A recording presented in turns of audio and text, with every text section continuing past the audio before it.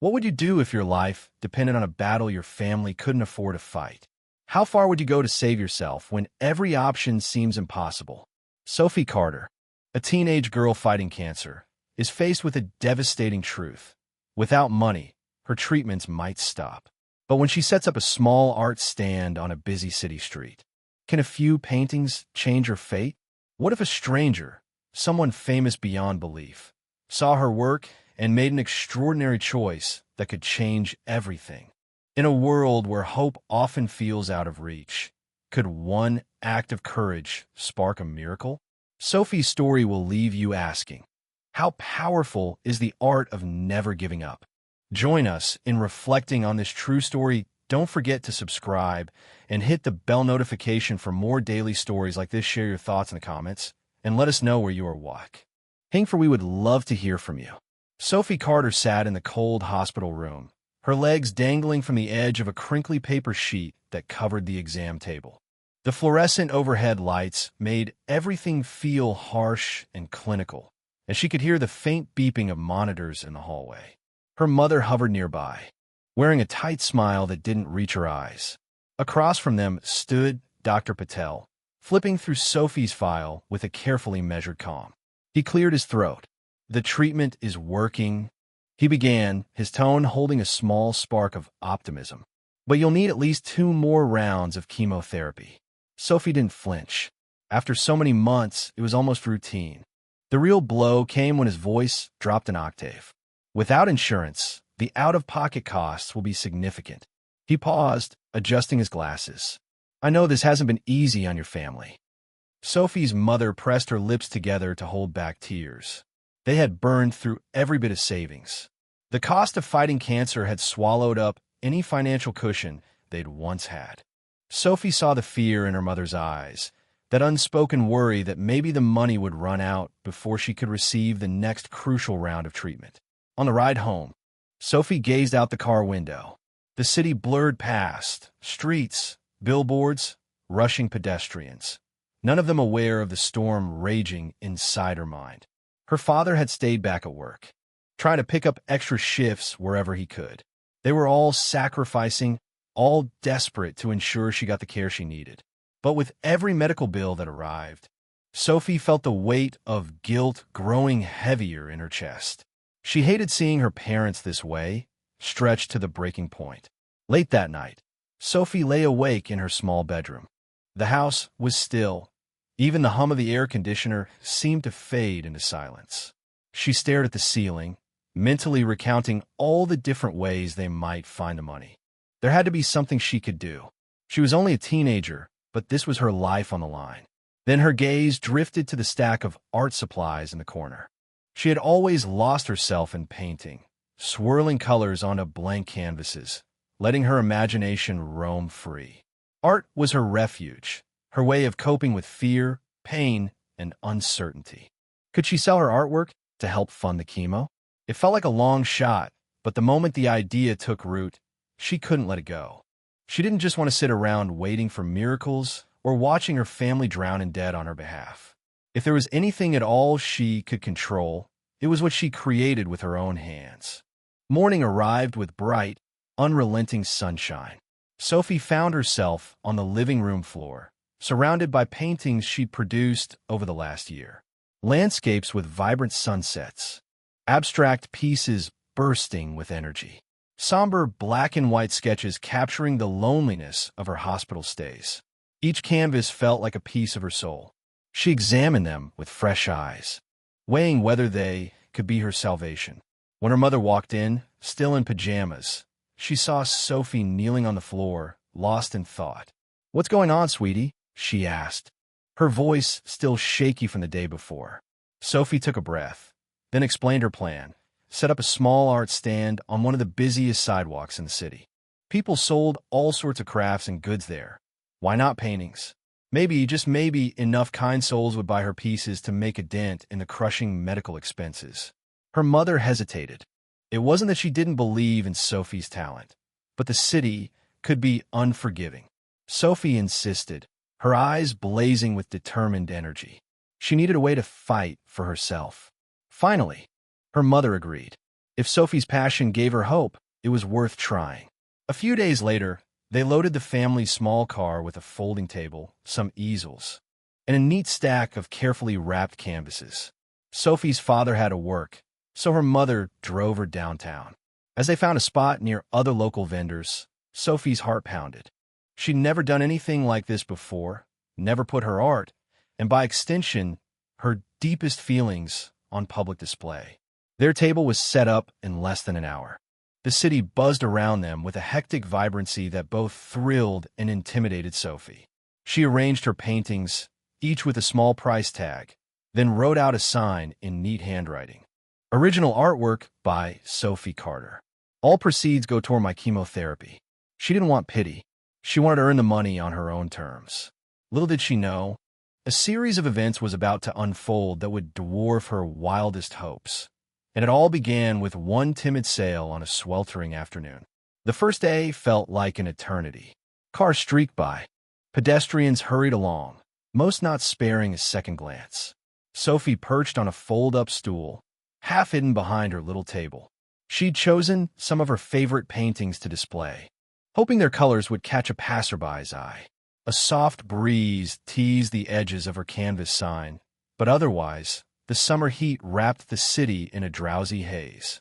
Every so often, someone would slow down, curiosity piqued by the swirl of paint or by the earnestness in Sophie's young face. A few asked about the prices, eyebrows raising at the modest sums. She was no professional. Her confidence wavered at every interaction. Yet each time, she repeated the same lines. I'm fundraising for my next round of chemotherapy. These paintings are original works. Thank you for looking. Hours passed with no sales. Her mother, who'd stayed for moral support, began to worry that Sophie's energy was draining too fast. But Sophie clung to her optimism like a lifeline. She refused to shut down early, even when the sidewalk emptied as midday turned to early afternoon. Then, an elderly couple approached. The woman, wearing a straw hat decorated with fake flowers, stopped in front of a canvas painted with deep purples and streaks of gold. It depicted a desert sky at dusk, with a lone silhouette in the distance, capturing both solitude and quiet hope. This is lovely, the woman said, her voice kind. Did you paint it? Yes, ma'am, Sophie answered softly. It's $80. The couple exchanged a warm glance. Then the woman opened her purse. We'll take it. For a moment, Sophie couldn't move. She'd rehearsed this moment in her head, but hadn't expected it to actually happen. Her throat tightened as she carefully packed the painting into a paper bag. The crisp bills felt both surreal and empowering in her hand. Thank you, she whispered, her eyes stinging with tears she tried to hide. The couple offered encouraging smiles before wandering back into the flow of city life. Sophie exhaled, then allowed herself a small grin. One painting down, and although it was far from the amount she needed, it was proof that someone out there believed in her work. The next few days were a roller coaster. Some stopped by to say they admired her courage, though not all were supportive. A man in a leather jacket snorted at her display, muttering, "People don't pay for real art on the street anymore.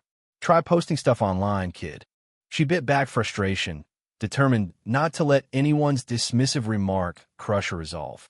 She simply tightened her grip on the brush when she painted new pieces at home, pouring her fear, hope, and determination into every stroke. By the fourth day, fatigue sank deeper into her bones. The chemo treatments had sapped her strength, leaving her dizzy and nauseated. But she refused to let up. Each morning, she'd drag herself out of bed, load up the table and canvases, and set up in the same spot. A few more sales trickled in, not a flood, but enough to keep her dream alive. Then everything changed one sunny afternoon, when a woman carrying a notebook and a camera phone approached. She looked to be in her mid-20s, with a press badge clipped to her bag. She asked if she could feature Sophie's stand on an arts blog she ran. "Your paintings are beautiful," she said, snapping photos of both the artwork and Sophie herself.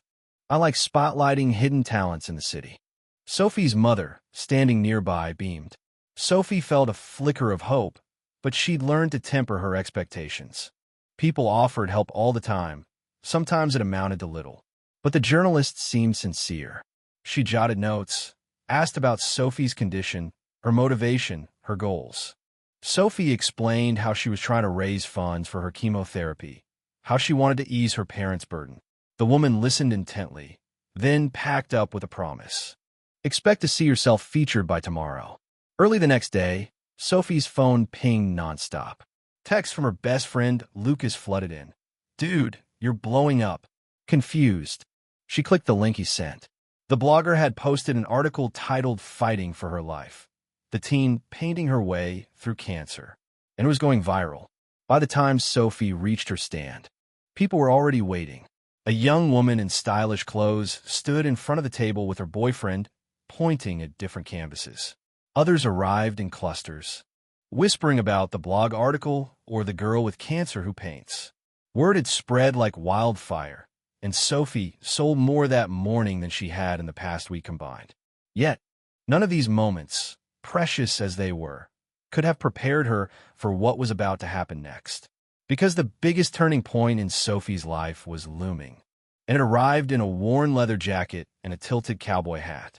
The sun blazed overhead, reflecting off the glass buildings and casting wavy mirages on the concrete. By midday, Sophie was already exhausted. Her body warned her to slow down, clammy skin, shallow breaths, but she kept going. Every painting sold brought her a bit closer to funding her next treatment.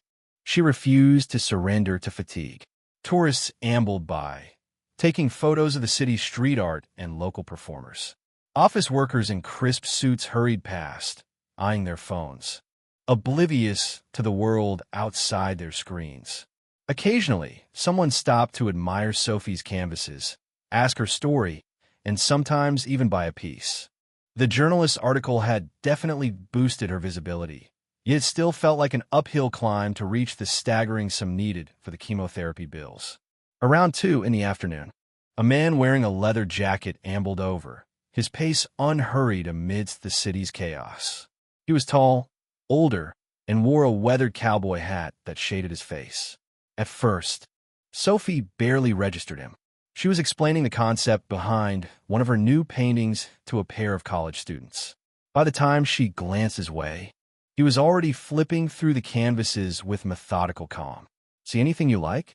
Sophie asked politely, though she was too drained for her usual smile. He paused, turning a black and white painting toward the light. It depicted a vast desert landscape under a starless sky, with the silhouette of a lone figure standing against the horizon. Sophie had poured countless late-night hours into that piece, capturing both solitude and grit. What's the story behind this? He asked, his voice low and gravelly. There was something uncannily familiar about his tone and stance, but Sophie couldn't place it. She rarely focused on celebrities or gossip magazines. Her mind was usually occupied with hospital routines and painting. Sophie explained how she found solace in art while battling cancer. How every brushstroke was a way to reclaim a sense of control in a life overshadowed by medical tests and uncertainty. The man listened quietly, his intense gaze never leaving her face. When she finished, he nodded, then calmly said, "I'll take it." Her heart did a small leap. This painting was priced at $200, a hefty sum for anyone to drop on street art. She lifted the sign that displayed the price. "It's $200, she said softly. Without a word, he pulled out a checkbook. Sophie blinked. Who carried a checkbook these days? He wrote something down with deliberate slowness, tore the check free, and extended it to her. Her fingers shook as she took it, eyes scanning the neat handwriting. And then her breath caught in her throat. $50,000. The number made no sense. 50,000? She stammered, barely able to form words. There's some mistake." The man dipped his head, allowing the brim of his hat to shift, revealing his full face at last.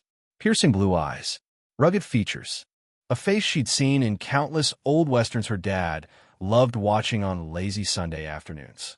Her mind reeled, Clint Eastwood, the legendary actor and director, standing right here, buying her painting, and not for $200, but for $50,000.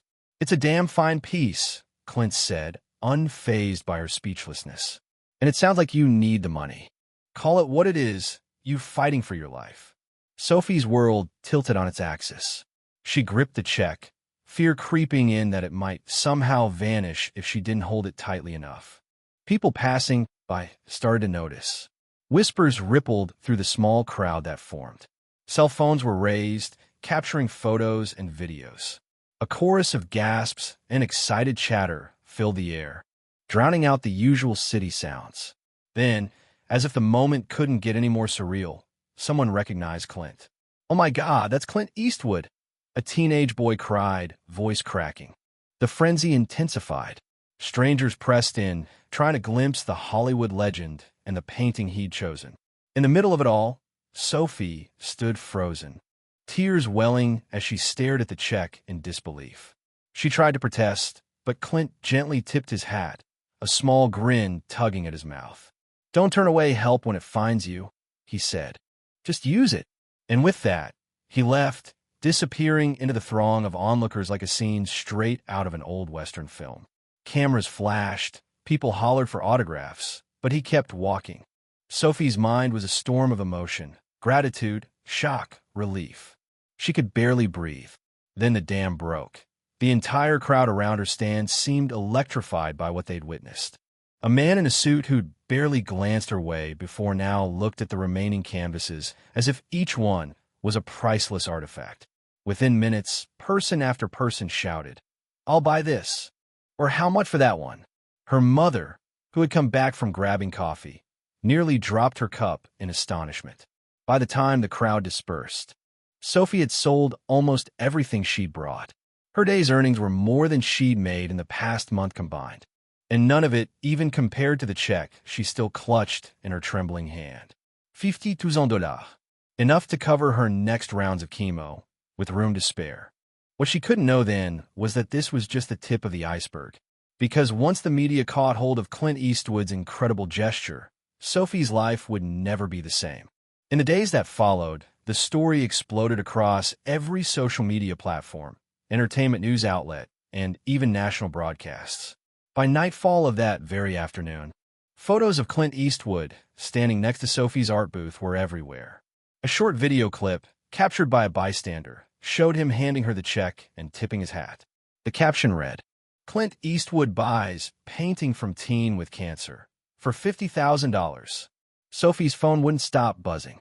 Messages poured in from classmates she barely knew, distant relatives, and strangers halfway across the globe. Her best friend Lucas was on the verge of losing his mind with excitement, calling every 10 minutes to scream, "You're famous." Sophie found the term overwhelming. Fame was never her goal. Survival was. Still, one thing was undeniable. Doors were flinging open. Emails arrived by the dozens from art enthusiasts, charitable organizations, and even notable galleries. One particularly prestigious gallery in New York wrote, "We're interested in representing your work. Please contact us to discuss upcoming exhibits." It felt like a fairy tale. How had her small stand on a city sidewalk turned into potential representation by an elite gallery? Meanwhile, local news stations clamored for interviews. They wanted the full story. How had Sophie started painting? How long had she known she was sick? What was it like to meet Clint Eastwood? She tried to keep her answers humble, focusing on the message that mattered. She needed help paying for her chemotherapy, and art was her way to fight back against a seemingly impossible situation. Her parents were both stunned and relieved. For months, financial hardship had pressed down on them like a physical weight. Now, with Clint's check and the surge of sales, they could handle the immediate medical bills without fearing foreclosure or bankruptcy. But even as reporters lauded Clint as a hero, Sophie remained deeply aware that it wasn't just a celebrity's act of kindness that saved her. It was her own decision to put herself out there, day after day, painting until her hands ached, refusing to give up on life. That sense of triumph buoyed her during the next round of chemo. For the first time in a long time, she walked into the hospital without a pit of dread in her stomach. Dr. Patel greeted her with a raised eyebrow. "Well, Miss Carter, it looks like you've had quite the week," he said. Sophie couldn't help but laugh. Everyone in the hospital had heard the story. Nurses stopped by her room, offering words of encouragement. One even asked for her autograph to give to her art student daughter. But chemo was still chemo. The exhaustion and nausea didn't vanish just because she could now afford the treatments. She battled the usual side effects, fighting through dizziness and weakness. She painted whenever she could, using art as both a distraction and an affirmation that life offered her more than 4 lines and hospital beds. Some days, her mother had to hold her up as they walked to the car. Other days, she felt sparks of energy and hope that carried her through. Over the next few weeks, more surprises arrived. People from around the country asked if she would ship her paintings. A father whose daughter also had cancer emailed saying Sophie's story gave his family hope. They, too, had been drowning in medical debt. Messages like these touched her more deeply than any media attention. She responded to as many as she could, sometimes including a quick sketch or a note of encouragement. Each new connection reminded her that her fight was part of a larger tapestry. She wasn't alone. In the midst of this whirlwind, Sophie tried to balance her personal life. Lucas often teased her that she needed an agent. "You're bigger than any influencer I know," he joked. She'd roll her eyes. "I just want to get better and paint," she'd reply. Still, the reality of her changing life was impossible to ignore. Her small bedroom at home was overflowing with new art supplies people had donated. She spent her sleepless nights painting for upcoming gallery opportunities. One evening, as she scrolled through her messages, she saw one from a private number. The subject line reads simply, "From Clint Eastwood." Her heart skipped a beat. She opened it to find a short note, handwritten and scanned. "Sophie, keep painting. You've shown the world that true grit doesn't only exist in the movies." Clint. She read the words twice, tears spilling onto her cheeks. It wasn't just about the money anymore. It was the validation from someone she'd never dared imagine crossing paths with. He believed in her enough to leave her with these parting words, an echo of the persona he played on screen: stoic, honorable, and unwavering. Life had thrown her a brutal challenge, but she'd found an unlikely ally in a man whose legacy spanned decades of Hollywood lore. Yet the real power, she realized, lay in her own choices. She could have stayed home, resigned to the fact that money was scarce and the future uncertain. Instead, she'd taken her canvases to the street, refusing to surrender. And that was just the beginning. There was still more to paint, more hope to spread, and a final chapter to write in her fight against the illness that threatened her tomorrow. 1 month later, Sophie found herself standing in the foyer of a busy New York gallery, heart thumping against her ribcage. The walls gleamed white under soft overhead lighting. This was her first official show, an opportunity that might never have come without Clint Eastwood's involvement. Although her health remained fragile, she'd pushed herself to create a new collection. Her journey, chemo treatments, unexpected fame, an outpouring of community support, had poured into these paintings. Emotion dripped from every brushstroke. Vibrant reds for the anger she felt at being sick, cool blues for moments of acceptance, bold oranges and yellows for flashes of hope. Each canvas told a story, and, together, they formed a chronicle of her fight. Gallery patrons wandered from piece to piece. Some recognized her from the news coverage. Others approached her out of genuine curiosity, drawn by the raw emotion in her art. The gallery owner, a sophisticated woman with an artistic temperament, kept praising Sophie's unfiltered expression. When a potential buyer asked about a particular abstract piece, a swirl of black and white that Sophie had named Midnight Resolve, Sophie explained how it depicted her sleepless hospital nights. Her words made the painting resonate with the buyer, who immediately purchased it, even as she was swept up in a whirlwind of success. Sophie never lost sight of why she began painting on that street corner. It was to pay for the chemo that kept her alive. Now, she stood here, not just a patient, but an artist in her own right. The final round of chemotherapy was scheduled for the following week, and she was ready to face it with renewed vigor. Her parents, who'd flown out to see the exhibit, wept tears of pride as they watched people open their hearts and checkbooks to support Sophie's work. While she mingled Lucas texted her photos of a small celebration back home, where neighbors had put together a fundraiser in Sophie's honor, complete with a print of the now famous black and white Western painting. The original, of course, belonged to Clint Eastwood. She'd heard a rumor that he had hung it in a private room at his home, a quiet reminder that real heroes aren't just on the silver screen. Toward the end of the night, the gallery lights dimmed slightly to indicate closing time. Sophie found a moment to step outside and breathe. The New York City streets pulsed with energy, neon signs casting colorful reflections on wet pavement. She drew in a lungful of cool evening air, letting it ground her. In the reflection of a glass window, she glimpsed herself, a girl in a nice dress, cheeks flushed with success, a scarf tied around her head to conceal the hair loss from chemo.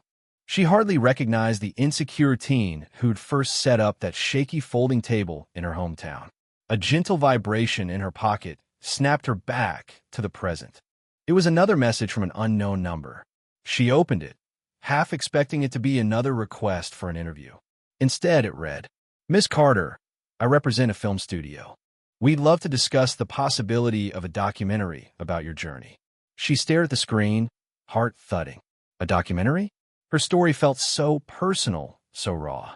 Yet, if it could inspire others, people wrestling with medical debt, or kids feeling powerless in the face of illness, maybe it was worth considering. She texted back a polite reply that she'd have to think about it. Right now, her focus was finishing the final chemo and reclaiming her health completely. It was almost midnight when she returned to her hotel room. She kicked off her shoes, her feet aching from standing all evening. Her mother had already turned in, exhausted from the day's excitement. Alone in the soft glow of a bedside lamp, Sophie flipped open a sketchbook. Pencil in hand, she began to draw a figure in a cowboy hat walking away into the distance. An image both literal and symbolic. Part tribute, part thanks, part farewell to the man whose single act of generosity had opened a world of possibilities. But beneath that gratitude, Sophie felt her own fierce pride. She had risked failure and humiliation by setting up that street stand. She had endured stares, skepticism, and even pity. In return, she discovered the resonance her art could have, not just for her own healing, but for everyone who saw a piece of themselves in her struggle. By the time she turned out the light, a gentle peace settled over her. Tomorrow, she'd fly home. Soon, she'd face another round of chemo, hopefully her last for a long while. There would be more challenges, more battles to fight. But no matter what happened next, she understood one powerful truth. Her life was worth fighting for, and art was her weapon of choice. Sophie's journey, from a hospital bed to a bustling street corner to a New York gallery, represents more than a stroke of luck or a single celebrity's generosity. It's a testament to resilience, the ability to keep believing, keep creating, and keep fighting, even when every door seems bolted shut. Clint Eastwood's intervention undeniably changed the game. But it was Sophie's courage that set the stage for that miraculous moment. Her brushstrokes weren't just about painting a pretty picture. They were about reclaiming her life on her own terms. In the end, Sophie paid off her medical bills, completed her final chemo sessions, and charted a future that once felt out of reach. The painting that caught Clint's eye became a symbol of unexpected grace, but it was also a reminder that every act of creation holds the power to transform lives. By daring to display her deepest fears and hopes on a public sidewalk, Sophie inspired countless others to trust in their own talents and in the compassion that still exists in the world. Today, her name stands for something more than just a teenage artist. It stands for perseverance and the conviction that hope can be handcrafted, one brushstroke at a time. While her story began with uncertainty and financial desperation, it soared into a tale of unity, faith, and artistic triumph. Clint Eastwood may have lit the spark, but Sophie's unwavering heart kept the fire burning. And long after the cameras stopped flashing and the crowds dispersed, she continues to paint, not just for survival, but to celebrate the vibrant, resilient spirit that helped save her life.